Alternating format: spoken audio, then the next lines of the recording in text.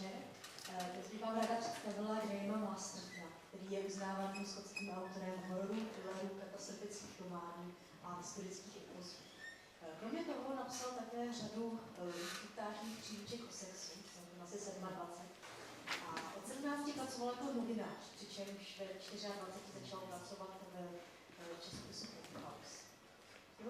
Z jeho prvního hororu románového, který napsal během týdne, kdy měl mezi dvěma příručkami a si řekl, že napíše román, tak byl zfilmován velice úspěšně a díky své zesnulé ženě Wiesce je znám a velice oblíbený i v Polsku. U nás se bude jeho první román překládat na konci. Děkuji.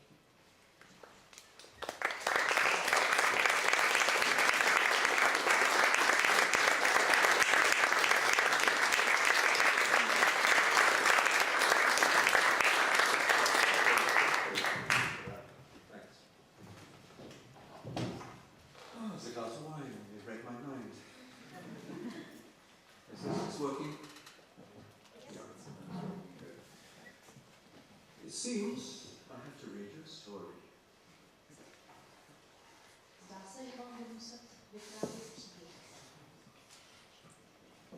Here it is. It's a bit wet because I've been in the rain. Je trochu mokrý, protože jsem procházel deštěm.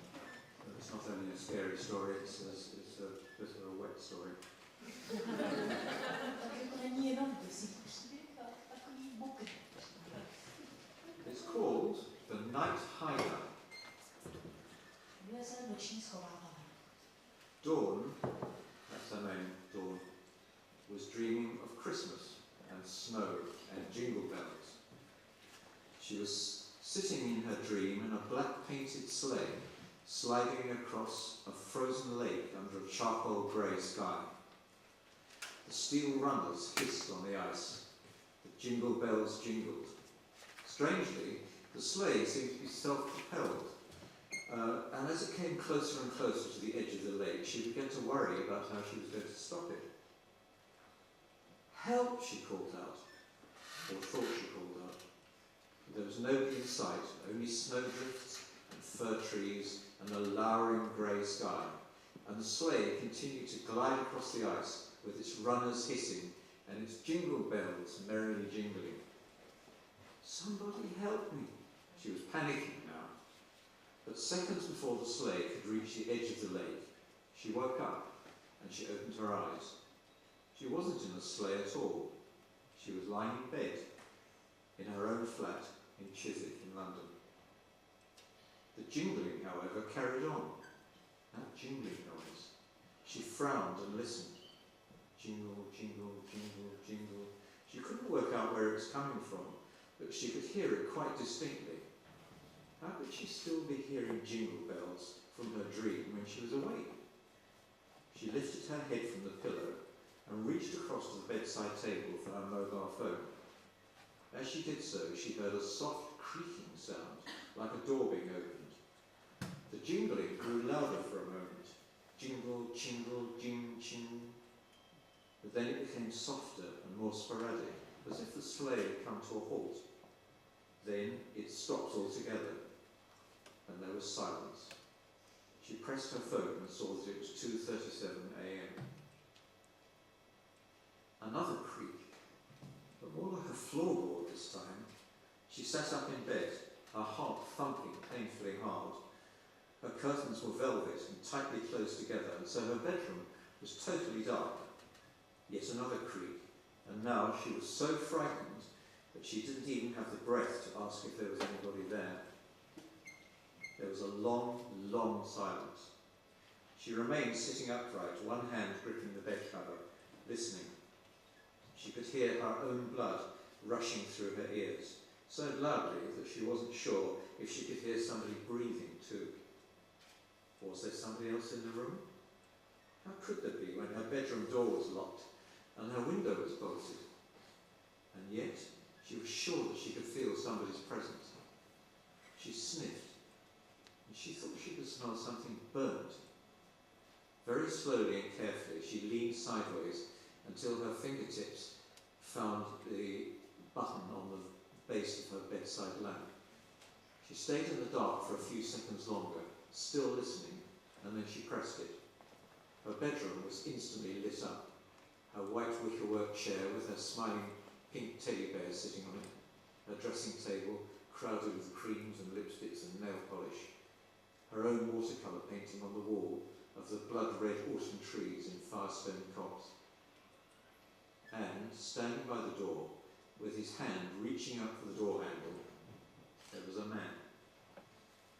Dawn was too shocked even to gasp. The man was dressed entirely in black, with black hair and a black face. Not African black, but soot black, although his eyes and his eyebrows and his mouth were ghostly white, as if he were a photographic negative. He was wearing a flat cap, although it looked frayed or burnt into tatters, and his jacket was tattered too. He appeared to be grinning at her or scowling. With his negative face, it was difficult for Dawn to tell which. He didn't move. His hand remained 2 inches away from the door handle. "Get out," Dawn heard herself saying, although she said it so quietly that she couldn't be sure if the man had heard her.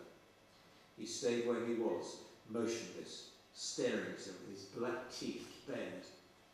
Then, with a harsh snorting sound, almost like a pig, he took a step towards the bed. "Get out!" she screamed. But at that moment, the bulb in her bedside lamp popped out and she was left in overwhelming darkness. "Get out! Go away! Don't touch me!" She scrambled out of bed, although the bed cover twisted itself tightly around her left leg as if it were trying to stop her.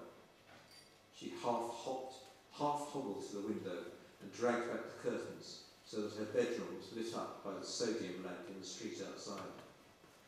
Panting with fear, she turned the key in the window lock and tried to pull up the window, but it wouldn't budge.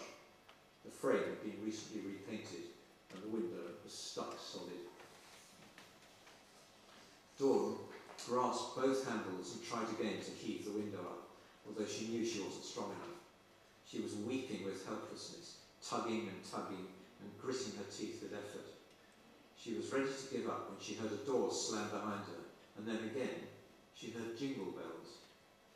She turned slowly around. The black-faced man had vanished, and after a few seconds the bells stopped too. "Hello," she said, although she knew how empty and ridiculous that sounded. "Hello?" She went across to the bedroom door and turned the handle. It was still locked and the key was still in it, so the man couldn't have come in that way. She sniffed. She could still faintly smell something burned, like paper or wood or horsehair. She tilted her head sideways and looked quickly under the bed, even though it was a divan bed with less than a 2-inch gap underneath it, and he would have had to be as flat as a sheet of paper to have hidden himself under there. There was only one other place where the man could have concealed himself. He must have been hiding in there all the time, and the thought made Dawn feel shivery and sick. She had come home at 10 o'clock that evening after working late in the restaurant, and she had taken a long shower and then sat naked in front of her dressing table with her hair in a towel turban, filing and polishing her fingernails. Supposing he'd been watching her. She circled around the bed and approached the wardrobe. It was huge and shiny, covered in light brown walnut veneer with darker streaks in it. It had a single door with an arched top that could almost have suited a chapel, with decorative Gothic beading around it. Dawn had always thought that the walnut veneer appeared to have the face of a wolf on it, a werewolf on it. The wardrobe had been given to Dawn last month by her aunt Selina, who owned an antiques business in Oxfordshire. All Dawn had really wanted was a simple IKEA flat-pack wardrobe, but Aunt Selina had insisted. "Let's say," she said, "it's a premature inheritance for when I die. It's worth a fortune, I promise you. It belonged to somebody quite famous. That's what I was told. Cyril Connolly or Charlie Chaplin, or somebody beginning with a C anyway." But now Dawn was standing in front of it, with her hand pressed over her mouth, wondering if she had the nerve to open it. What if the burned-smelling man was standing inside it, amongst all of her dresses and her jumpers? He couldn't be anywhere else, could he? Yet when she had come home last night, she had hung up the long black skirt that she'd had to wear for work, and he hadn't been inside the wardrobe utterly confused. Perhaps the most sensible thing was to lock the wardrobe and then call the police. But what if she just simply imagined it? What if she hadn't woken up when the sleigh had been sliding nearer and nearer to the edge of the lake, but only dreamed that she had woken up, and only dreamed that the man had been standing by the door? What if she hadn't really woken up at all until the moment she had opened the curtains? What if she called the police and told them there was a strange black-faced man hiding in her wardrobe, but there was nobody there? She went up to the wardrobe and turned the key in it and rattled the handle to make sure that it was locked. Then she leaned close to it and said, "Is there anybody in there? Because if there's somebody in there, I'm going to give you the chance to come out of there, and then I'm going to call the police." She waited, but there was no response. Perhaps it was stupid of her to expect him to answer. If he wasn't there, and did she really want him to come out? What if he attacked her? But what else was she going to do? Even though the wardrobe was locked, she wouldn't be able to get back to sleep, knowing that a man could be hiding inside it. And if he wanted to, he could probably kick the door open. She picked up her mobile phone and dialed Jerry's number. It rang and rang for almost a minute. When he answered, he sounded sleepy and clogged up. "Dawn, what the hell time is it?" "Jerry," she blurted, "there's a man in my bedroom." "What? What do you mean?" "I woke up and there was this man in my bedroom. He was black, like it all been burnt, and then the light bulb went, and now I think he's hiding in my wardrobe. I've locked the door, but I don't know what to do." "Dawn, say that again slowly." Dawn repeated herself, trying to explain more clearly what had happened, although she couldn't stop herself from repeatedly sniffing and wiping the tears away from her eyes with the back of her hand. When she'd finished, Jerry said, "Leave the bedroom, sweetheart, like now, leave it now. Lock the door. You can lock the door, can't you? Go into the living room and lock that door too. Wait for me. I'll be there in 10 minutes, okay? But if you hear this bloke trying to break out, call the police, like immediately." The front doorbell chimed. Dawn unlocked the living room and went into the hallway, and through the frosted glass window in the front door she could see Jerry. She unlocked the door and flung her arms around him. "Hey," he said, "hey, come on, everything's going to be okay. It's probably just some nutter who's wandered in by mistake. He didn't try to hurt you, did you? That's something." Jerry was tall and stockily built, with short brown hair that was no more messed up tonight than it always was. He was handsome in a slightly overweight rugby player way, with very blue eyes. Dawn was blonde and very skinny. And up until Jerry, all her boyfriends had been almost as skinny as she was, and older too. Jerry, though, gave her a feeling of being physically protected. He wasn't artistic like she was, but he had the boundless confidence of a young man who was sure that he could take care of himself in almost any situation. She found that strongly attractive. "Okay," he said, "let's see what this character thinks he's doing, shall we?" Dawn gave him the key and he unlocked the bedroom door. The wardrobe door was still closed and undamaged, so the man obviously hadn't made any attempt to break out of it. Jerry walked up to the wardrobe and banged on it with his fist. "Hey, you're in there. I'm opening the door now and I don't want any trouble. You've got it? You're not dealing with a girl now, mate. You're dealing with me, I warn you." He twisted the key in the wardrobe door and flung it open, stepping back 2 paces after he had done so, with both hands raised defensively in front of him. On one side of the wardrobe rail, there were 6 or 7 empty wire coat hangers, which jangled for a moment and then stopped jingling. All of Dawn's coats and dresses and skirts were hanging in the wardrobe, and all of her shoes and boots were neatly arranged underneath them. On one side there were 6 shelves on which she kept her sweaters and her underwear and her socks. But there was no man standing or sitting in the wardrobe, and the only smell was the light, flowery fragrance of Allure, Dawn's favourite perfume, on her clothes. Dawn looked up at Jerry and shook her head. "He's gone, I don't understand it. Where did he go? He must have hidden in the wardrobe. There's absolutely nowhere else." Jerry reached into the wardrobe and rapped his knuckles on the back of it. Solid. No false back to it. In any case, it's right up against the wall. "Oh, Jerry," said Dawn. She suddenly burst into tears. "I must be going mad. I swear I saw him. I swear it. His face was all black and horrible, like he'd burned or something. And he grunted at me, and he was coming to get me, but the light bulb popped and it all went dark again. I was so scared, Jerry. I thought he was going to kill me." Jerry held her close and shushed her. You had a nightmare, that's all. Plenty of people have nightmares when they think they've woken up, but they haven't really. I'm going mad, I know I'm going mad. You're not going mad, silly. You've just been overworking, that's all. Too many split shifts at that crappy restaurant. You haven't been very well either, have you? No, she said miserably. Listen, come back to my place and spend the rest of the night with me. I'll call up the restaurant tomorrow for you and tell them you have to go to the dentist or something like that. I'll take a day off and we can go for a walk around Kew Gardens or down by the river or something. It's time you had a break. Dawn nodded and said, all right, I'd like that, thanks darling. She dressed, brushed her hair and collected a few clothes together in case she wanted to change later, including her favourite pink jumper. When she was ready, she closed the wardrobe door. Jerry was waiting for her in the hallway and he smiled when he saw her laughing. There's no horrible black-faced man inside there, sweetheart, I promise you. Dawn said nothing. She still found it hard to believe that the man had been nothing more than a nightmare. She locked the bedroom door too and set the burglar alarm before they left. Jerry put his arm around her and gave her a comforting squeeze. I think it's the first time I've ever seen somebody setting an alarm to stop an intruder from breaking out. The following evening, Jerry drove her home and came to check the wardrobe and reassure her that there was nobody in there or anywhere else in the flat. He even lifted up the cushions on the sofa bed in her living room in case there was a black-faced man hiding underneath them.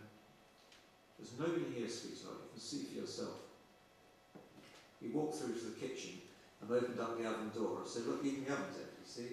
You're completely on your own. You don't have to make fun of me. I'm not, I'm just trying to convince you that you're perfectly safe. I wouldn't leave you alone here if I thought there was a prowler around.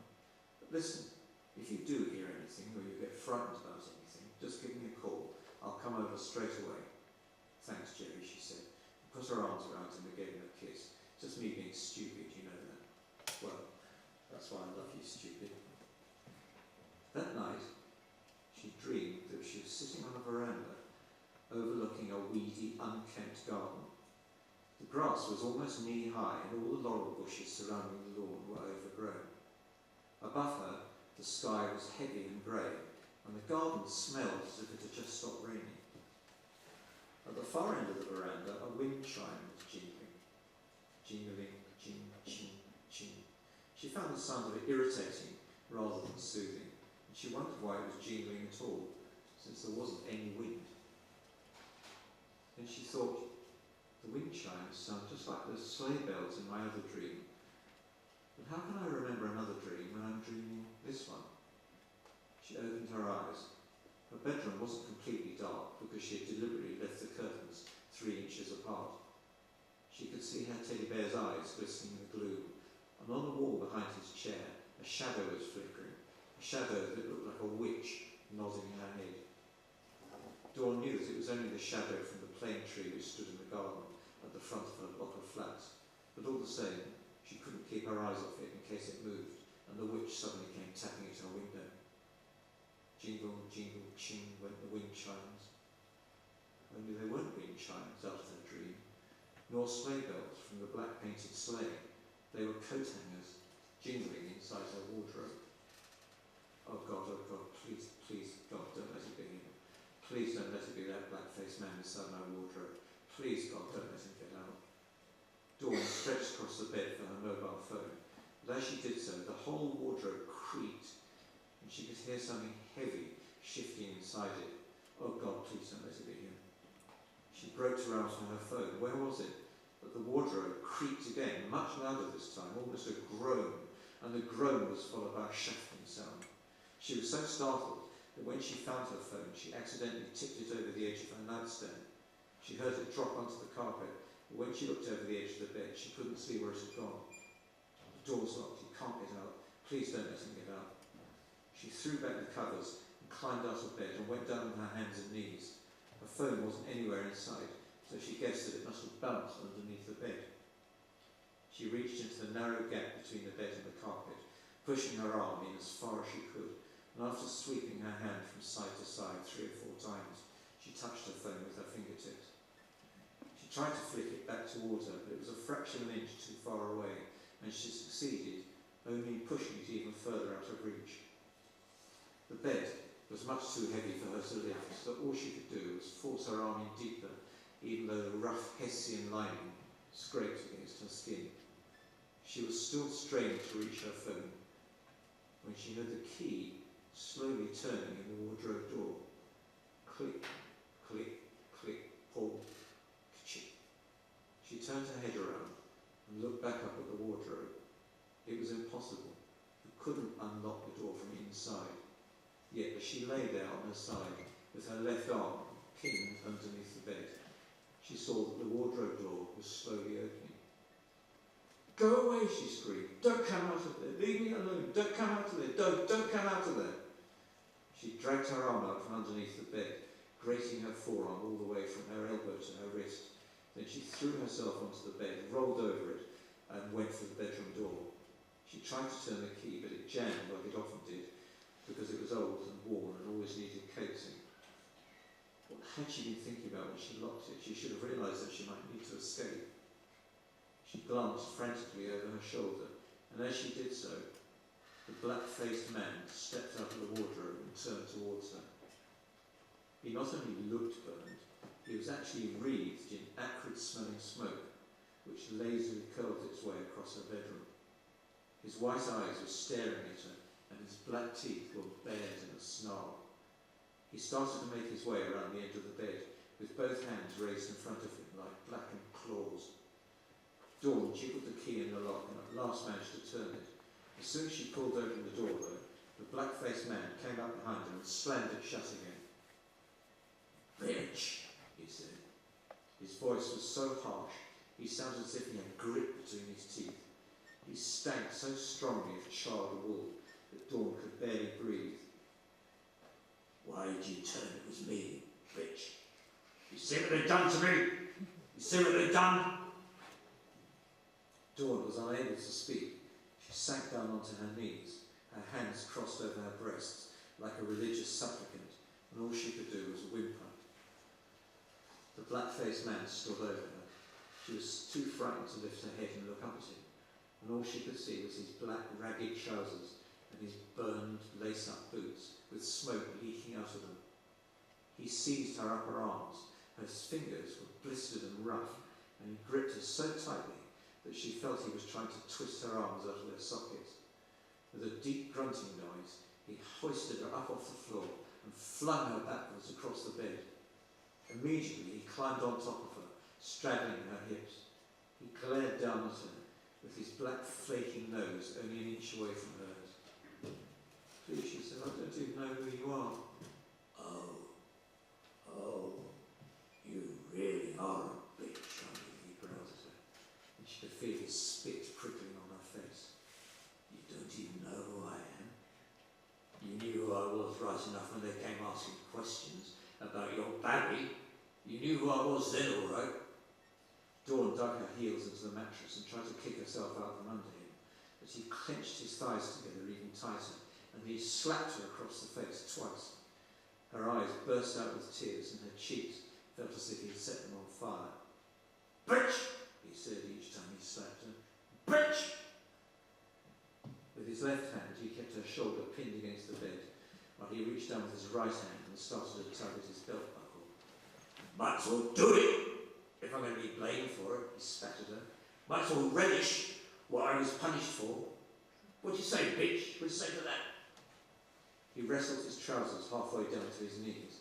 The hair on his thighs was thick and crisp and scratchy. She felt his hardened penis press against her leg, and that felt rough and dry too, as if he was jabbing at her with a wooden rolling pin. He grabbed the hem of her cotton nightshirt and tore it upward and sideways so that the buttons were pulled off. Dawn struggled furiously, but the black-faced man was far too strong for her. She screamed again and again, or at least she thought she did. All she could see was his white eyes staring down at her, and all she could smell was his burned body hair and his charred woolen clothes, and all she could feel was his weight bearing down on her, crushing all the breath out of her, crushing her ribcage. He forced her thighs apart and pushed his knees between them, pushed one knee in between them. As he did so, however, somebody tapped against the window very sharply. The black-faced man hesitated and looked around, although he still kept Dawn pressed down on the bed. The rapping was repeated, and then Dawn heard a muffled voice outside the window say, "Dawn, Dawn, it's Jerry, are you awake?" "Jerry," she called out, but the black-faced man immediately covered her mouth with his horny, claw-like hand. Jerry, Jerry." Jerry rapped again. "Dawn, it's me, Jerry, you awake?" The black-faced man hesitated for a few seconds, and then he heaved himself off her and stood up, pulling up his trousers and buckling his belt. "I'll get my revenge on you one day, you bitch," he said. "You just wait and see." With that, he stalked back around to the wardrobe, opened the door and climbed inside. He closed the door behind him, and Dawn heard the key turn. Shaking, she slid off the bed. She knelt beside it for a moment, breathing deeply, and then she managed to stand up. "Dawn, are you there, Dawn?" Unsteadily, barely able to keep her balance, she went to the window.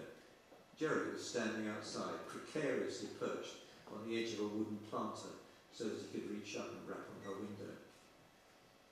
"What is it?" he shouted through the glass. "What's happened?" Dawn pointed towards the bedroom door that indicated she would let him in. He jumped awkwardly down from the planter, and she went to the front door and opened it for him. She put her arms around him and clung to him and sobbed so hard that it hurt. Gently, he walked her through to the living room and sat her down on the couch. "What's happened? Look at you, your nighty's all torn. Look at your face. You look like somebody's been hitting you." "He came out again, that black-faced man. There's no way he could have unlocked that wardrobe door, not from the inside, but he did, and he came out again. And I dropped my phone and I tried to get it away, but the key got stuck. He pushed me in the bed and he was going to rape me." Jerry stood up. "Right," he said, "I'm going to settle this once and for all." "Jerry, no, he's really, really strong. He'll hurt you." "Well, we'll see about that. Where did he go? Back into your wardrobe? I bet it has a false battle or some secret compartment and he's been hiding in it. Please, Jerry, no, let's just go back to your place and come back tomorrow. Then we can see if he really is hiding in the wardrobe, and if he is, we can call the police." Jerry said, "Dawn, sorry, I'm not letting anybody get away with hurting you and trying to rape you. I don't care how bloody strong he is. I don't care if he's King Bloody Kong." With that, he went through to the bedroom, marched up to the wardrobe and hammered on it hard. "Right, you in there, I'm warning you. You've got to count to 3 to come out and show yourself. If you don't come out, I'm coming in after you and I'm going to find you, mate, even if I have to chop up this wardrobe and make firewood." Dawn stood in the bedroom doorway watching him as he turned the key in the wardrobe door and opened it. The wire coat hanger softly jingled for a while and then stopped jingling. "Right then, you've got 1, 2, 3. He waited, but no black-faced man stepped out of the wardrobe. Almost half a minute went by, but all they could hear was the traffic outside in the street. Dawn said, "Perhaps this was a dream too. Oh God, perhaps I need to see a psychiatrist." "You can't slap your own face," Dawn said, Jerry, "especially in a dream. Look at you. In the morning you'll have 2 black eyes." He reached into the wardrobe and parted Dawn's dresses and coats. He banged on the back of it much harder than he had the night before. Then he took out all of Dawn's shoes and boots and thumped with his fist on the floor. "If you're hiding under there, you better show yourself quick." He thumped on the floor again and then turned to Dawn and said, "Bring me a knife, would you? Bring me a knife, any old knife." Dawn went to the kitchen and came back with a carving knife with a broken tip, which she always used for cutting up vegetables. She handed it to Jerry and said, "He's not actually there, is he, under the floor? There's not enough room, surely." Jerry dug the broken knife blade into the side of the wardrobe's plinth. Carefully, he prized the board upward, but underneath there was only dark, empty space, containing nothing at all, not even spider webs. He peered inside and then shook his head. "Not in here," he said, his voice sounding hollow. It can't really be room enough anyway. You'd have to be a bloody midget to hide in there." "You see," said Dawn. She felt as if her brain were bursting apart in 1,000 glittering fragments like a mirror being smashed in slow motion, and she had to sit down on the side of the bed. "I was dreaming it, or else I'm going mad. I think I'm going mad." Jerry sat down next to her and put his arm round her. "No, sweetheart, you didn't dream it. No, you're not going mad. To be honest, I wasn't too sure if I believed you yesterday about this black-faced man, but I was lying in bed tonight and I couldn't stop thinking sleep because I was thinking to myself, Dawn's not the hysterical type, not at all. In fact, you're the most level-headed girl I ever went out with. Why do you think I came round here at 2 o'clock in the morning? I just wanted to be sure. Dawn gave him a kiss and snuggled in closer too. But if I'm not dreaming him and I'm not going mad, then what is he? He felt real and he really hurt me. But how can he be real if he can disappear like that? Perhaps he's a ghost or an evil spirit or something. He kept saying that I was a bitch. He said he got the blame for something I'd done, but I couldn't really understand what he meant. Something to do with a baby. Jerry said, I'm sure that it's something to do with the wardrobe. How long have you been living here now? About a year at the end of September. And when was the wardrobe delivered? I don't know, a month ago, less than a month. And you didn't see this black-faced man before then? Dawn shook her head. Well, I'll tell you what we're going to do, said Jerry. Tomorrow we're going to throw a sickie and we're going to drive up to Oxford and see our aunt, what's her name? Aunt Selina, but what for? Let's find out where she got this wardrobe. Maybe it used to belong to a coven of witches or a stage magician. I bet that's it. I bet it belonged to the great lumbago or something like that, only he got trapped inside it. So why is it all burned like that? I could feel the hair on his legs and it was burned. It was all crunchy and horrible. Well, maybe he was waiting for someone to let him out of the wardrobe and he lit up a cigarette to pass the time and he accidentally dropped it. Dawn sat up and gave Jerry a slap on the shoulder. Be serious with me, Jerry. I've never been so frightened in my life. If you hadn't knocked to the window, he would have raped me. Jerry said, look, I know, sweetheart, I'm sorry. I'm trying to make a joke of it because I'm just as frightened for you as you are. I don't believe in ghosts and spirits and stuff like that. I really don't. But I believe you're telling the truth. And I can't find any black-faced man hiding in that wardrobe. So what else can he be but a ghost or a spirit? Or maybe some kind of horrible creature that we've never even heard of. As they arrived outside Aunt Selina's antique shop, it started to rain almost laughably hard, drumming on the fabric roof of Jerry's BMW, so loudly they could hardly hear themselves. Times Gone By stood on the corner of Windmill Road, a long depressing street of semi-detached Victorian villas in Headington, a suburb of Oxford. Jerry parked in Margaret Road and opened the passenger door so that Dawn could scamper into the antique shop doorway with her jacket held over her head. The doorbell jingled as they went inside. Times Gone By was a very small shop. It was crowded with armchairs and occasional tables and whatnots and mirrors. On the side wall hung oil paintings of rural landscapes and decorative dinner plates and barometers, and at the very back of the shop they could just see long case clocks and tall display cabinets and wardrobes, like the skyline of a wooden city. The whole shop was filled with a strong, musty smell of old upholstery and varnish. Aunt Selina came out of her little office, still holding a cup of tea in her hand. Dawny! I wasn't expecting you till much later, and this must be Barry. Jerry, Dawn corrected her. There was hardly any traffic, I don't know why, and we didn't leave till 10:30. Aunt Selina was taller than Dawn's mother, but just as thin. She had iron grey hair cropped into an angular bob, and a face like an elderly eagle, with high cheekbones and a pointed chin. Her eyes were as grey as 2 pebbles, and her eyebrows were plucked so fine and so high that they gave her an expression of permanent disbelief. She was wearing a long purple dress with a sagging grey cardigan over it, and her pockets bulged with crumpled tissues and dirty orange dusters. You said you had a problem with that wardrobe I gave you, said Aunt Selina. It doesn't have woodworm, does it? I promise you I checked it thoroughly before I let the storage people take it. No, Auntie, nothing like that. I don't know how to explain it exactly. Go on, Dawn, Jerry coaxed her. We've all come all this way, you might as well tell her. Aunt Selina gave her a bright, encouraging smile, even though her eyebrows still made her look amazed. Yes, come on, Dawn, whatever it is, I swear I won't be cross. Dawn hesitated for a moment, and then she said, It's haunted. There's a ghost in it. There's a ghost in it? Are you serious? What kind of a ghost? A man. He's black all over like he's been burned. He's come out of the wardrobe twice now, and last night he tried to rape me. If Jerry hadn't turned up and knocked on the window, I think he would have done. My dear Dawny, how dreadful. But what makes you think he's a ghost and not just some horrible communal garden sex maniac? He went back into the wardrobe after he attacked her, Jerry put in. But I checked it thoroughly myself, top to bottom, and there was nobody inside it. I even pulled up the floor. You're sure he went back in there? He didn't hide under the bed or behind the curtains or something like that. I'm absolutely sure. I just want to know where the wardrobe came from. You know, if it's got any kind of history behind it. I'm going to have to get rid of it, Auntie. I'm sorry about that. Aunt Selina frowned, as much as her eyebrows would allow her to. Then she said, wait a minute. Ron Hackett did give me some notes about it, along with the invoice. That's where I got it from. Ron Hackett.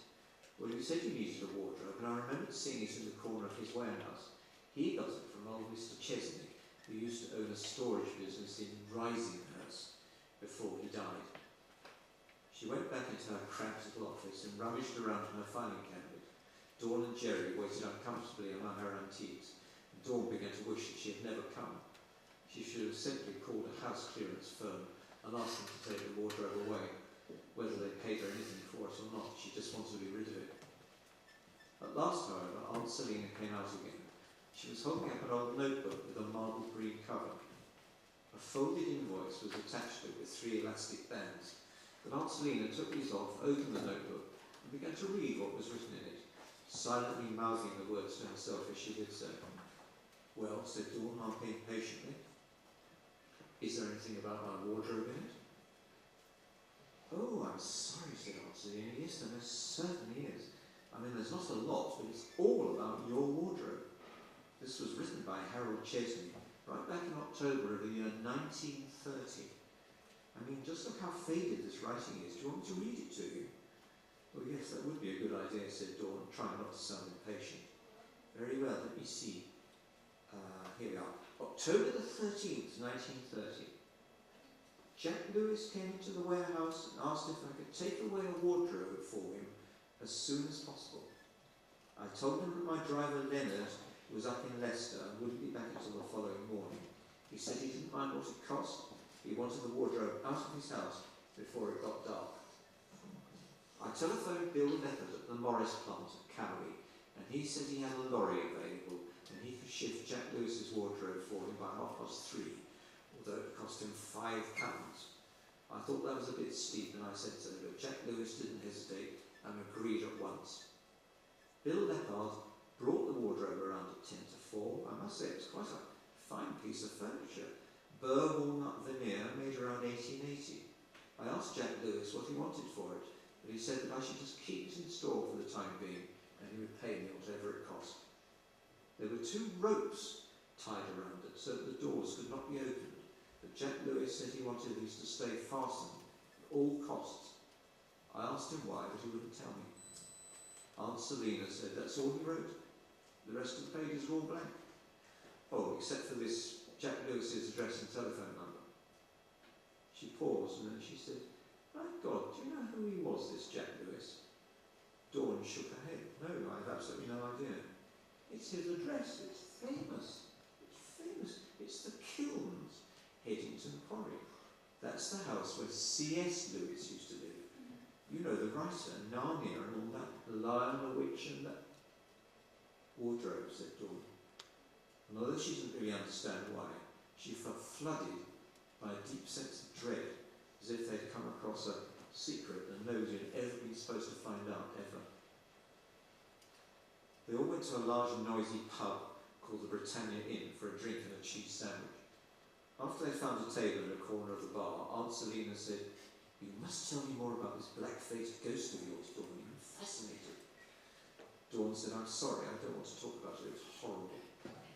But supposing yours was the actual wardrobe that inspired C.S. Lewis to write all of those stories? Well, that's what scares me even more. I mean, it makes it all the more believable, doesn't it?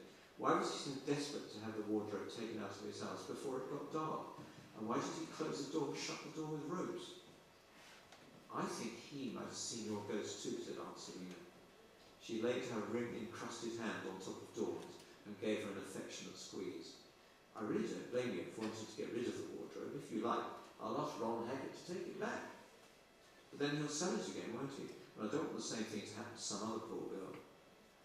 In that case, you really need to find out more about it, where it originally came from and who this black-faced man is, and why he was burned. Now you're up here in Oxford, why don't you go to the kilns and see if you can find somebody who knows a bit more about it? It's a kind of a study centre now for the life and work of C.S. Lewis. It's only in Risinghurst, it's not very far away. After they'd taken Aunt Selina back to her antique shop, they drove to the C.S. Lewis house in Risinghurst. The rain had eased off now, and the wet streets were blinding with the reflected sunshine. They turned to Lewis Close, a small estate of detached 1960s houses, which had been built on the 8-acre garden which used to surround C.S. Lewis's house. Once grandly isolated, the rambling, red-tiled country house now stood close to the road. Jerry parked, and they walked up the pathway and knocked at the front door. They waited. The roses on either side of the pathway were sparkling with raindrops, and somewhere a pigeon was monotonously cooing for its mate. Although it wasn't particularly cold, Dawn found herself shivering. No, maybe there's nobody in, said Jerry. But at that moment, the front door suddenly opened, and they were confronted by a bald, spectacled man in a bright yellow sweater and brown corduroy trousers. "May I help?" he asked them in a pained voice, as if that was the last thing he wanted to do. "I'm sorry," said Dawn. "I hope I'm not disturbing you, but we were wondering if there's anybody here who knew something about C.S. Lewis when he first moved in here." The man took off his spectacles and blinked at her. "I'm not at all sure what you mean by that. This is a Christian study centre now, where we discuss the Christian inspiration of C.S. Lewis's novels and essays. We've discovered that something might have happened to him, something that really scared him, something which changed his whole life." "Something that scared him? I still don't see what you're getting at." "Well, did he keep a diary at that time? Maybe he wrote about it, but nobody understood what he meant." "Well, of course, yes, he kept diaries, and yes, some of what he wrote was a little obscure, but with respect, unless you yourself are a C.S. Lewis scholar, madam, I doubt if you'll be able to interpret what he wrote with any greater clarity than anybody else has been able to do so far. Now, unless there's anything else, I have his wardrobe," said Dawn. "What?" said the man. "I have his wardrobe, his original wardrobe, the one he got rid of." The man quickly looked right and left, as if he were frightened that somebody might be overhearing them. "How do you know it's his wardrobe?" "Because my aunt bought it from a storage company in Edinburgh, and they got it from the storage company in Risinghurst that C.S. Lewis originally asked to take it away." "Are you sure about this?" "Absolutely sure. Not only that, I know what's inside it." Listen to the man, he was clearly very agitated. "You'd better come in." He led them into the long, narrow hallway and then into a study. It was a gloomy, old-fashioned room with a view of the garden. Its walls were lined with bookshelves, and a faded blue Persian rug covered the floor. "Here, sit down," said the man. And she and Jerry sat side by side on a worn-out velvet sofa, while he pulled up an armchair and sat close to them. The study was airless and smelled of floor polish, and the man's breath smelled of coffee, and Dawn would have done anything to have a window open. "You know what's inside it?" the man repeated. Dawn nodded. "Do you want to tell him?" she asked him. "It seems to me that you already know." The man said, "I'd better introduce myself. Geoffrey Walmsley, Professor Geoffrey Walmsley. I'm a scholar in residence here at the moment. C.S. Lewis has been my life's work. His life, his conversion to Christianity, his novels. I probably know more about C.S. Lewis than he did himself." "So you know about the wardrobe?" "I know all about the wardrobe," said Professor Walmsley. "It was here in the house already when Jack Lewis and his brother and Mrs. Janie Moore moved into the property in 1930. His family and friends always called him Jack, by the way. He recorded what happened next in his diary, but that particular diary contains specific instructions that he's not to be published and not to be made available to any critics or biographers." He paused, and then he said, "When he moved in here, Jack Lewis was puzzled to find that the wardrobe in the guest bedroom was facing the wall, with its back toward the room. Because of this, of course, the doors couldn't be opened. He and his brother Warnie turned it around so that Jack could hang some of his clothes in it. The wardrobe's quite empty," he said, but he did detect a lingering smell of burning. That night he heard a noise on the landing, and when he went to see what it was, he saw a strange man just about to open the door of Mrs. Moore's bedroom. The man's face was black, and his clothes looked as if he'd been burned, Dawn put in. Professor Walmsley looked at her sagely. You have seen him then. He came out of the wardrobe and he attacked me. I've never been so frightened in my life. Well, Jack shouted out, and the man rushed back into the spare bedroom, and Jack heard the wardrobe door slam shut. He took a poker from the fireplace, and he went to open the door. When he did so, he found that it was locked, which could only be done from the outside. All the same, he opened the door, and to discover only that the wardrobe appeared to be empty. So what did he do? At that time in mind, there wasn't much he could do, because he woke his brother and told him what had happened, and between them, they shifted the wardrobe around again, so that its doors were up against the wall. The next day, he got up early, and he went to the village that then was, and made some inquiries. In the end, he was directed to a man called Briggs, who had lived in the village all his life. Briggs told him that the kilns had been built in 1922 on the site of an old Victorian brickworks, which is why it was called the kilns. The story went that the owner of the brickworks, a man called Stevenson, had a very pretty young daughter called Sophie. Sophie fell in love with one of the young workers at the kiln, whose identity we don't know, but she became pregnant. When her father demanded to know who was responsible, she blamed an older man called Henry Bell, claimed that he had raped her. Obviously, she wanted to protect her young lover from her father's retribution, and Henry Bell was apparently a bad-tempered man and very much disliked. Although there was never any proof of this, Stevenson was said to have paid two of his workers to throw Henry Bell into the brick kiln, and it was all fired up. Bell was hideously burned, but managed to escape. A local woman later said that a man all black and smouldering had entered her house in the middle of the night. She had called her husband, who slept in a separate room, but when he came to her assistance, the man had disappeared, even though the window was closed, and there was no other means of escape. She had opened her wardrobe to see if he was hiding in it, and her wardrobe had been filled with smoke. But that was all. No black and smouldering man. So, waited to see C.S. Lewis think the man had gone last dawn, or was he just totally baffled like I am? Oh, C.S. Lewis wrote pages and pages and pages about it.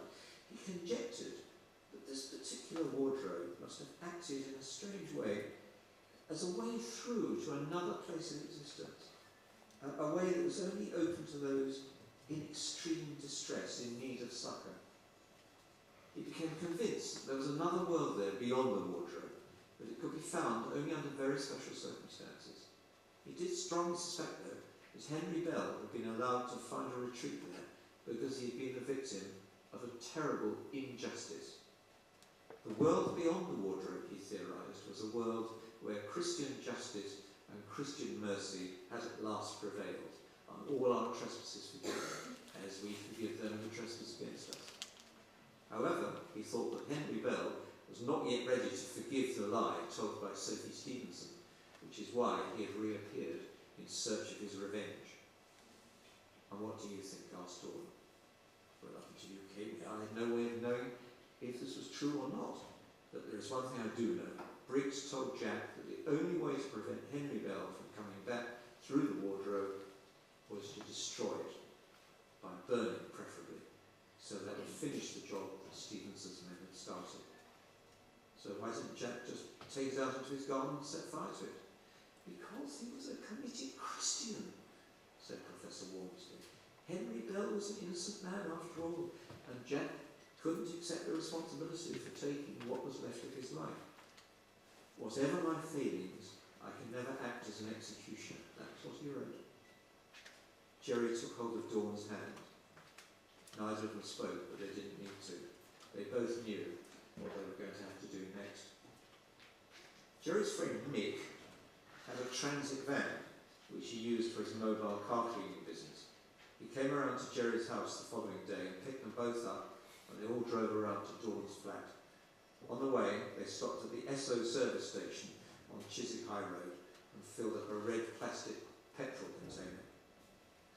"What are you two up to then?" asked Mick. He had a gingery haircut and a gap in his teeth he could whistle through, and he always splashed himself in too much cheap Lynx aftershave in the hope of attracting a girlfriend. "Spot of arson, is it? Never quite know with you two." "We're having a bonfire," said Dawn, "kind of an early fireworks night." When she opened the door of her flat and stepped inside, Dawn sniffed. She could smell jasmine from her Yankee candle, but she could also smell that sour, burned odour of black-faced man. She went into the bedroom with Jerry close behind her, and there it was, the wardrobe, with its door still locked. But she knew now that this wasn't just any wardrobe. This was the wardrobe that had terrified C.S. Lewis, but also inspired him to invent a world where purity battled against evil, and the innocent sacrificed for the greater good. She pressed her hand flat against its polished walnut door and said, "Narnia," and thought of all those bedtime stories that her mother used to read to her when she was young, with the White Witch and Mr. Tumnus the Fawn and Aslan the Lion. It gave her the strangest of feelings, both frightening and sad. With Mick's help, they dragged and heaved the wardrobe out of the bedroom, along the hallway, out of the front door, and bumped it down the steps. They paused to rest for a moment or two, and then they lifted it, grunting, into the back of Mick's van. Mick knew just the place. A developer was demolishing a block of 1920s flats on the Sheen Road. The site was screened off from the road with a green-painted hoarding, almost 10 feet high, and there were fires burning there constantly, so one more fire shouldn't attract any attention. While Dawn and Jerry kept watch, Mick unfastened one of the wire security fences at the end of the hoarding. Cars and buses roared past, cyclists cycled past, but nobody took any notice of them. They lifted the wardrobe out of the van and carried it through the gap. The sun was going down now, and the hoarding blocked it out almost completely, so that the demolition site was chilly and filled with shadows. The ground was strewn with rubble on broken bricks, so they had to carry the wardrobe almost to the far end of the site before they found somewhere level enough to put it down. "Right then, you're going to burn it," said Mick. Should have brought some hot dogs and said we could have had a barbecue." "Sorry, Mick," Jerry told him. "I want you to go there and leave us alone." "Oh, that's nice. I practically broke my flipping back helping you carry that bleeding great wardrobe. I find you a great place to burn it, and now you won't even let me watch." "There's a good reason, Mick, honestly. If somebody sees us and we get into trouble, you don't want to get involved, do you?" "Well, all right, but you owe me 5 pints of beer for this, you got it? Mick, whatever you want, mate, it's yours. All right, 5 pints and a night with Rihanna." "Whatever, Mick, I promise you." Mick went stumbling off over the mountains of broken yellow bricks. When he climbed back through the security fence, Jerry unscrewed the lid of the petrol container and said, "Okay then, sweetheart, here goes nothing." He circled around the wardrobe, splashing it with petrol. Then he took out a box of matches, lit one, and tossed it towards the wardrobe door. With a soft whoomp, the wardrobe was enveloped in rippling flames. Dawn and Jerry stood side by side, watching it burn. The walnut veneer crackled and curled, and soon the oak underneath was being scorched black. Sparks flew up in the evening air like fireflies. "I wonder what's going to happen to him now," asked Dawn. "Well, what do you mean?" "Well, this wardrobe is like his only doorway to the real world, isn't it? Now he's going to be trapped forever in Narnia, although I don't suppose it's anything like Narnia in the books." The wardrobe was blazing furiously now, and the flames were licking 9 or 10 feet into the air. Dawn could see that a woman was watching them from a third-floor window in the block of flats next to the demolition site. After 5 more minutes, the flames began to subside a little. Suddenly, however, there was a loud cracking noise, and then another, and then another, and the whole fiery wardrobe was violently shaken with every crack.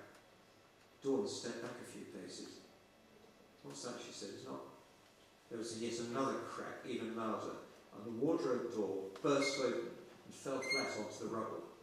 Dawn couldn't stop herself from screaming.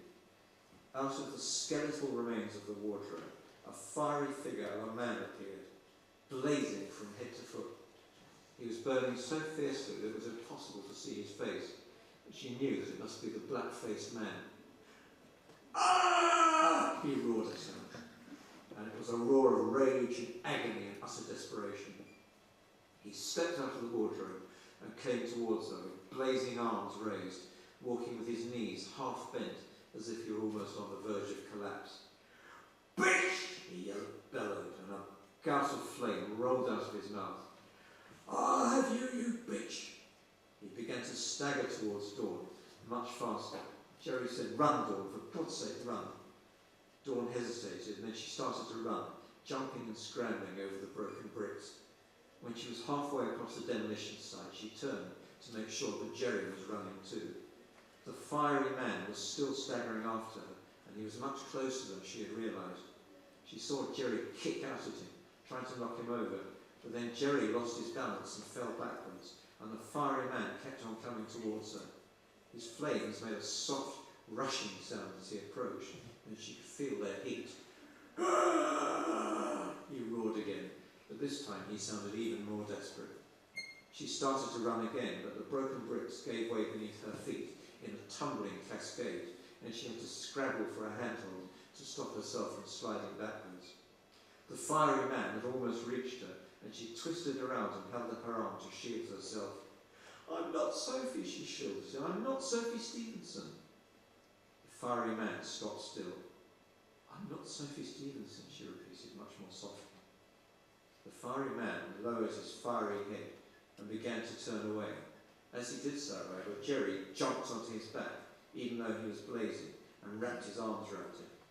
"Roar!" roared the fiery man, and Jerry roared too, except that Jerry's roar came from nothing but pain, as the flames shriveled his skin and cauterized his nerve endings.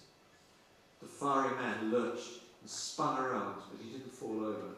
Jerry was still clinging to his back, but now he had no choice because the two of them were irrevocably welded together by the heat. They went around and around, and each time they went around, Dawn saw that Jerry's face was burning scarred and then crimson, like a satanic mask. His arm muscles were charring, so that his white bones began to gleam through the black. Dawn sank to her knees, stricken with shock. There was nothing she could do but watch Jerry and the fiery man as they continued to teeter around in circles like a terrible children's wind-up toy. After less than 2 minutes, they were blazing so fiercely that she couldn't see which of them was which. Then, quite abruptly, they collapsed and lay amongst the bricks, still burning. Over on the far side of the demolition site, the back of the wardrobe fell to the ground with a clatter. Dawn didn't hear the sirens, but she saw the blue flashing lights, and she heard the firefighters crunching across the demolition site towards her. A firefighter laid his hand on her shoulder and leaned down to look into her face. "All right, love. What happened to you?" "You're not Aslan, are you?" she asked him. "No, love, Alan." "Come on, let's get you out of here." He reached down, and he picked her up as easily as if she were a little girl and carried her back to reality.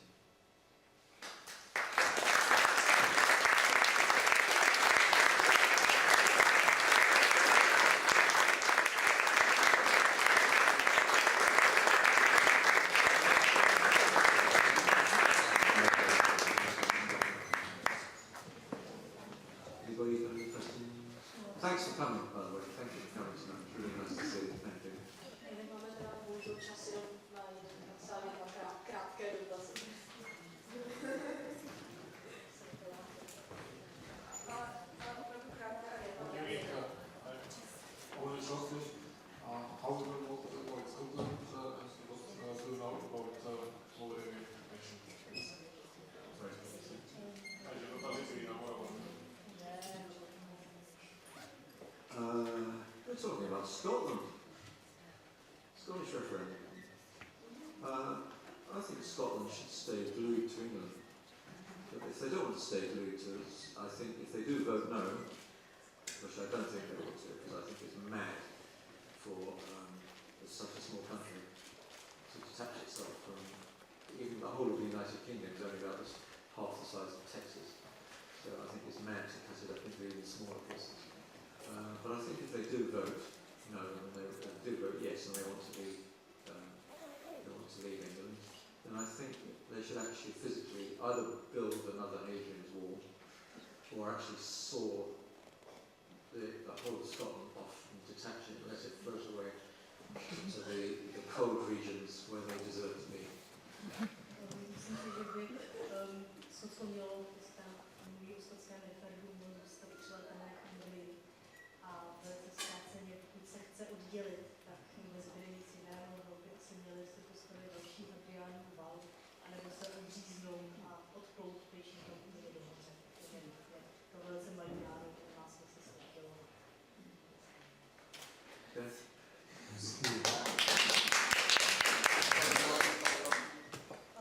Yes, I do about imagination. Imagination? Absolutely nothing. What is imagination?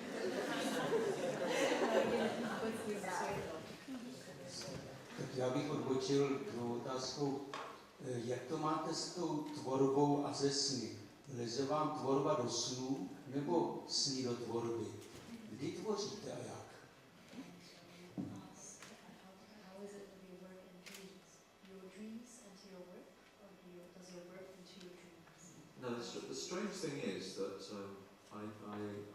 everybody dreams. I mean, it happens to everybody, but I am never conscious of having a dream. I go to bed maybe about midnight. I wake up having slept all night, and I never remember having a dream. I can't remember the last time I had a dream. Very occasionally, sometimes. I do actually, when I wake up in the morning, I don't get out of bed immediately. I lie there and I work out the plot of what I need to write during the day. So I do a lot of work when I'm lying in bed, but not when I'm asleep, because as far as I'm concerned, it's like the place beyond the wardrobe, it's just darkness.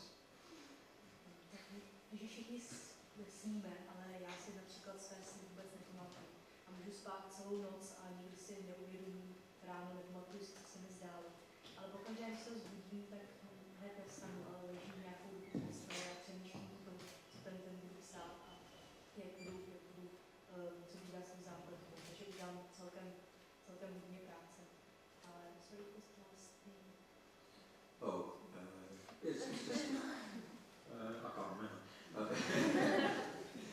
But what I was saying was that to me the night is all darkness and I'm empty, but I do have ideas when I'm lying in bed in the morning before I get up. I'm very lazy. Že je na zároveň noci je takhle, tak tam není stejně jako za tou skříní. But other people tell me they're doing so. Ale jiní lidé právě smysl. So I know what finds out. Co čím se Všem hezký večer. Jaké je vaše nejoblíbenější jídlo z dětství? jídlo. What's your favorite food from your childhood? From my childhood, when I was young, all food was horrible. My mother was a terrible cook. She really was. So, when I met my first wife, she was an even worse cook. I used to say to her, I thought my mother was a bad cook, but at least her gravy used to move about. Když jsem byl malý, tak všechno jídlo bylo strašné. Říkám, že jsem neměla vařit, bylo to hrozné. Ale a když jsem potkal svou první ženu, tak říkala, tak alespoň se ta omáčka alespoň trošku líbe. But later on, I got very fond of Indonesian food and Thai food, and I do a lot of cooking myself. In fact, one of the things I've been doing today, I've been doing a film for Czech TV, and one of the things I wanted to do was cook in a professional kitchen with a professional chef. I can't remember the name of the restaurant, but I went into a professional restaurant today and decorated some soup. And I look like a real chef. It's going to be. V pozdějším věku jsem si ale oblíbil indonéskou a thajskou kuchyni a velice rád vařím. Že ostatně to byla i jedna z věcí, co jsem dělal dneska, když jsme točili film. Poslal jsem přístup do profesionální kuchyně v jedné restauraci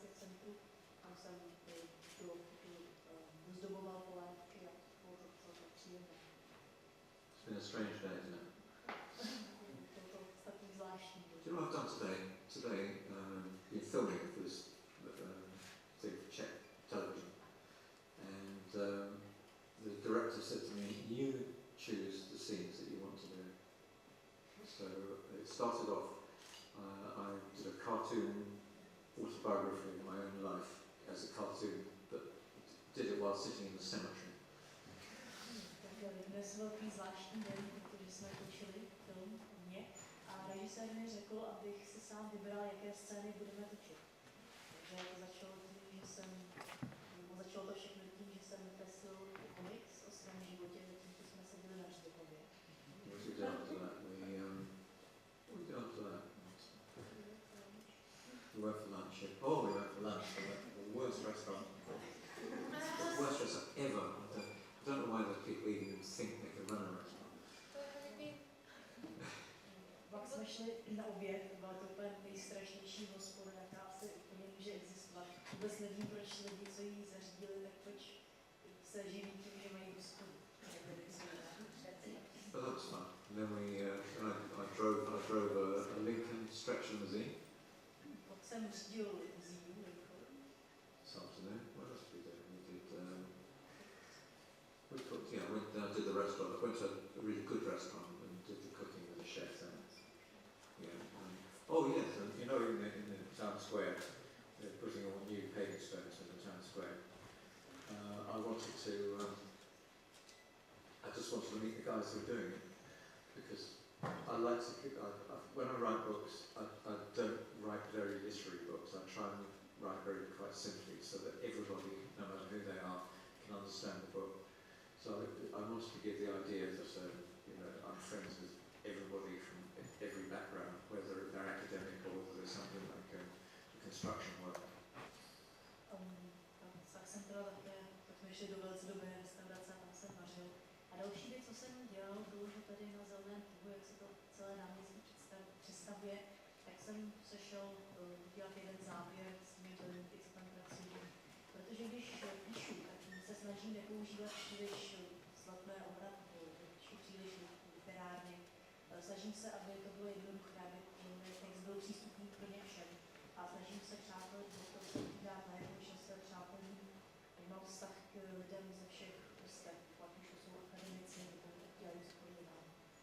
So I went down to the square and met the guys who were doing all the paving, and we had a good talk and we shook hands, and I got them to start up the paving machine, the thing that flaps down the sand for me, and it was good. We took some really good film and made friends. Takže jsem šel dolů na Zeleňák a tam s přáteli s těmi dělníky, co tam pracovali a povídali jsme si, počátku jsme si vypravali, se tam do tomu záběru vypli a se za ten stroj, který urovnává měsíčné podloží pro dlažení kostky. Celkem dobré. The one thing didn't work out was fine. I wanted to, because I used to be an editor of Penthouse magazine, and I wanted to have some scene in this documentary for television that showed how much I like talking to girls. And so we took the limousine, the stretch limousine, and we drove around the centre of the town, because the idea was to find some girls, pretty girls from the streets, invite them into the limousine. It's an idea, and just talk to them about their love life and things like that. But, we went to a bar and found lots of women sitting outside having a drink and said, "Come into my limousine and talk about your love life." And they said no. Every one of them said no. Další věc, která tady úplně nevyšla. Velice dlouho jsem dělal redaktora v časopisu Penthouse a chtěl jsem v tomhle dokumentu alespoň jednu scénu, která by ilustrovala to, že se velice rád povídám s mladými dívkami. A tak jsme to tady půjčili limuzínu a jezdili jsme po centru Brna a snažili jsme se najít nějaké sympatické, hezké mladé děvky, které potom přiměli, požádali, aby nastoupili do té limuzíny a pak si s nimi mohli povídat o jejich svém životě a podobně. A moc to nešlo. Přijeli jsme sice k jedné zahrádce a to sedělo mnoho teda mladých žen a bylo pivo a my jsme tam vždycky přišli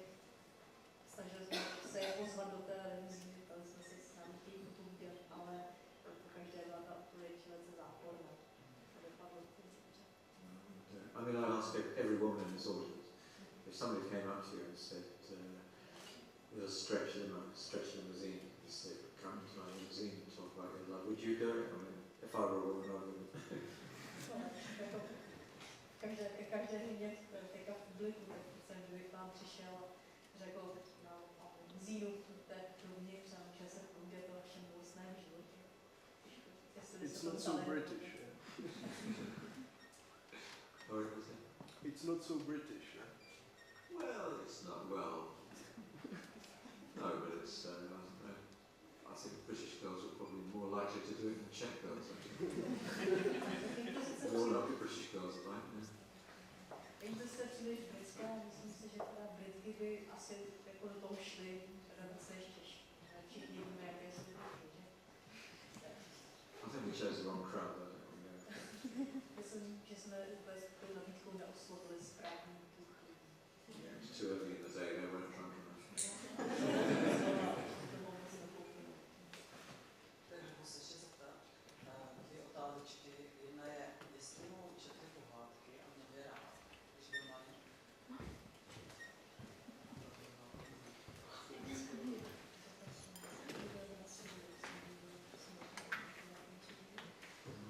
Jestli zná Karla Čapka.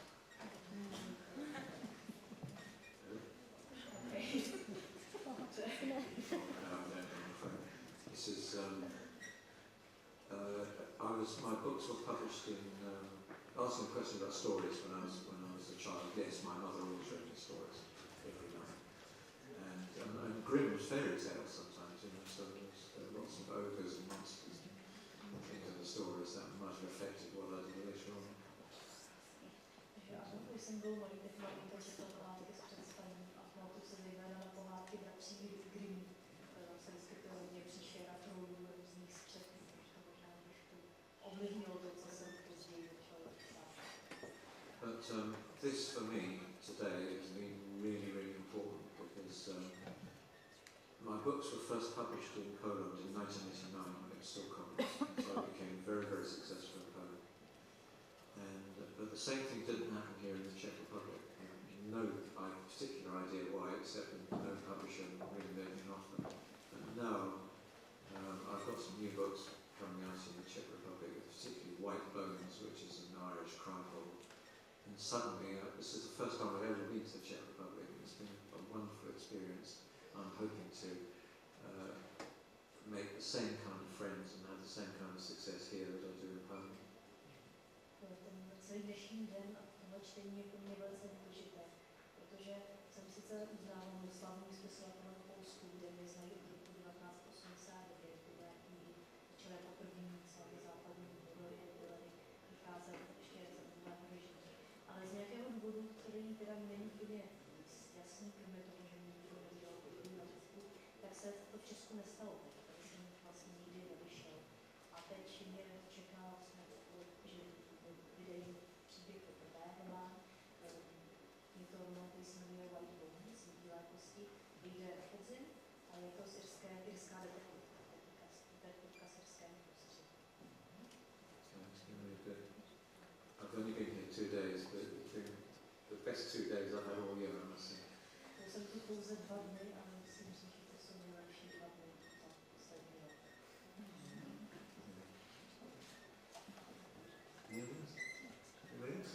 Hi, Graham. You're extremely prolific. I want to know, where do you get your motivation from? You make me think of the British writer Lord Dunsany, who would go riding across his neighbour's lands, hunting for a fox, and then come back and write a beautiful short story. Where's your motivation come from? Of course.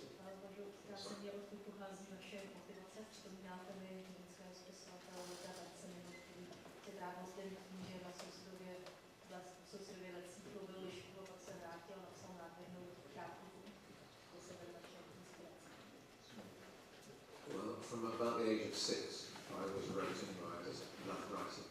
I used to write stories for my friends and write comics and illustrate them for them.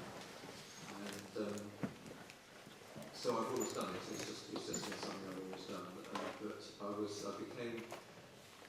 expelled from school when I was 17 been at an all-boys school, and then suddenly I had to go to a school where there were girls. And I stopped studying everything except the girls.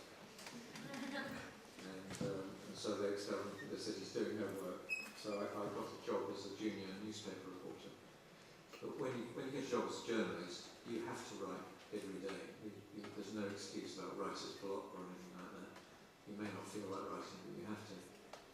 And after that, I became a magazine editor, and it's the same thing. You just do it because it's your job. And I still think of it in the background as being my job. You know, I get up at 10 in the morning, make a cup of coffee, start writing, finish maybe 5 or 6 o'clock in the evening, and just do it every day it's my work. I used to be good friends with William Burroughs, the American author, and he used to say, we used to agree, you know, he'd say, Graham, it's the job, and I said, no, it's Bill, it's the job. We just treated it as our work, what we do. Právě jsem příběhy uznala, když jsem byl malý, tak jsem si vyšla příběhy a řekla jsem s tím kamarádům. A pak se mi stalo v 17 letech, že mě vyhodili ze školy. Jsem v té době byl na škole, kde byli chlapci, pak jsem najednou přišel do školu, to bylo smíšené a úplně jsem se přestal učit, což jediné, co mě zajímalo, byly teda ty výuky a velice záhy mě k tomu dohodilo. Jsem vůbec nic nedělala. A začal jsem pracovat v 17 letech jako redaktor. A když v zápětí potom těch 24 jsem se stala redaktorem. A když jste novinář, tak neexistuje nic, neexistují žádné výzvy. Jste pořád psát, musíte psát, když vás chtějí. Neexistuje nic jako prostý blok, nebo jsem se naučil takhle psát vlastně pořád. A i potom, co jsem se stal spisovatelem na plný úvazek, tak i pořád to beru jako práci, která se začnu psát, skončí v 5 nebo 6 večer. A je to moje práce a přistupuji tak k tomu, že nicméně to taky je pořád dokola. A byl jsem úplně přítelem Větrného Brnose, amerického spisovatele, a k tomu byl stejný přístup, který jsme pořád řešili. Se já to nadávali, jak máme takovou práci, která sice platí účty, ale to je jako práce.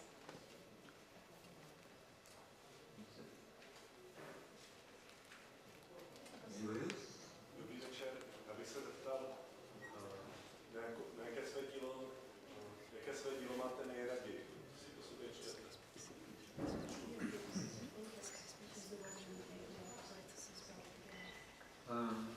It's a very strange question because actually most of the time the book I'm writing at the moment is my favourite book. It's very strange because I've been writing since 1975. It's very strange to go back and read the books, and I don't remember writing them a lot of the time. People will ask me questions about books that I've written years ago. You know, why did this character think this? Why did that character think that? I can't remember. I can't remember the story at all. I do have one or two personal favourites. One surprisingly is a vampire novel called Descendant, which I wrote about real vampires. They don't bite your neck because if somebody bit your neck, you wouldn't walk around the next day with 2 small holes like that going, no, I don't feel very well. What are you doing? Dracula, I think it's something Nina in Dracula. Oh, I'm not feeling very well. I feel a bit pale today.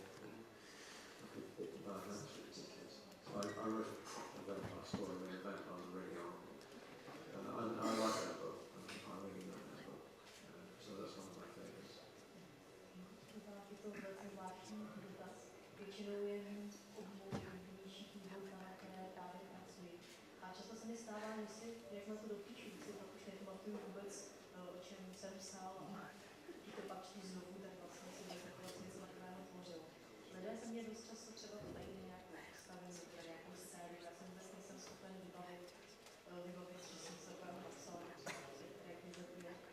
Ale kdybych si měl vybrat některý z oblíbených románů, tak určitě to byl román o pravdických ve které soubíři, kteří jsou skuteční, kteří se vlastně vyvájí se.